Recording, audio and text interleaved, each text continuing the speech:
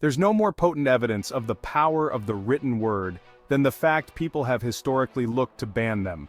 If you're fascinated by the wild stories behind banned books, make sure to subscribe for more incredible tales from the pages they tried to silence. Not even Dr. Seuss, Theodore Geisel, has been exempt. The Lorax, published in 1971, was ostracized as political commentary.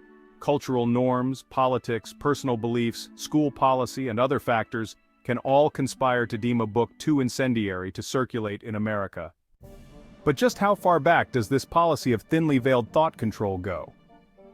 As is often the case when you look back into history, there's more than one possible answer. But one of the leading contenders has a fairly predictable culprit: the Puritans. In 1637, a man named Thomas Morton published a book titled New English Canaan. It was a searing indictment of conservative Puritan life, which Morton had brushed up against after moving to Massachusetts in 1624. Compared to the entrenched and reserved culture of the area, Morton was a hedonist who liked to party, as much as one could party at that time anyway. Dancing around a pole for May Day was considered risque. He also was friendly to Native Americans, which Puritans did not like. He was eventually ostracized from the area, and later filed a lawsuit over his forced relocation. In the community's eyes, Morton wasn't just a prototype frat boy, he was a direct threat to their way of life. His book was perceived as an all-out attack on Puritan morality, so they banned it, and effectively banned Morton too. He was refused entry back into Massachusetts and remained persona non grata until his death in 1643. Other books challenged for their content around this time were the political theory title The Christian Commonwealth by Puritan rabble-rouser John Eliot in the 1640s, and another anti-Puritan screed, The Meritorious Price of Our Redemption, by William Pynchon in the 1650s. You can go further back to find more startling examples of banned books, though the definition would have to expand to include the execution of authors. Between 259 BC and 210 BCE, Chinese Emperor Qin Shi Huang executed 460 Confucian scholars by burying them alive. The idea being that it's easier to prevent authors from writing things in the first place if they're dead.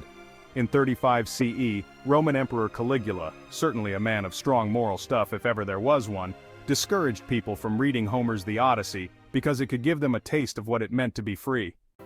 In modern times, killing writers became frowned upon. Books are often challenged based on subjective ideas of obscenity in legal chambers. More pervasive attitudes in the 1960s and 1970s that pushed the envelope helped dampen that argument. And the idea of a banned book as a source of ridicule experienced a surge in the 1980s, when booksellers at the American Booksellers Association Book Expo America trade show decided to make a spectacle out of the practice. Organizers locked more than 500 books banned by libraries, schools, and communities in a large cage, and left it on the show floor. Along with the American Library Association and the National Association of College Stores, the ABA helped introduce Banned Books Week to raise awareness. Though it certainly hasn't eliminated the practice, it has helped to shed a light on the dangers of censorship. Around 1497, Girolamo Savonarola, a Florentine who fancied himself a kind of moral dictator, turned up his nose at jokes, sex, and any kind of vice. Savonarola burned books, poems, and paintings by the pile in great bonfires. Did this keep Florence's piousness intact? Not exactly. In 1498, Savonarola attended another bonfire. That time he was the disagreeable element getting burned.